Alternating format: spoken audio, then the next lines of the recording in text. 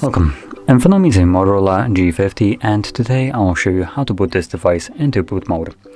And to get started, hold the power key and from there select power off and wait for the device to turn off. Once that has happened, hold power key and volume down at the same time, and this will boot you straight into boot mode.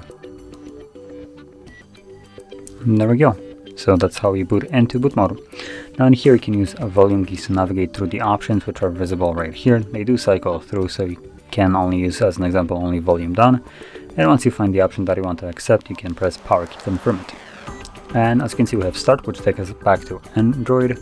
Then we have restart bootloader, which does nothing. We have recovery mode, obviously takes us to recovery mode. Power off option, we have bootloader logs, just some info about it. Again, more info through barcodes, and start again. So because I want to leave this mode, I'm going to stick with this option actually and press power key confirm it, and this will take me back to Android.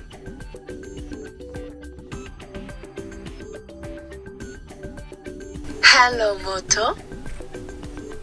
And as you can see, there we go, we are back in Android. Now if you found this very helpful, don't forget to hit like, subscribe, and thanks for watching.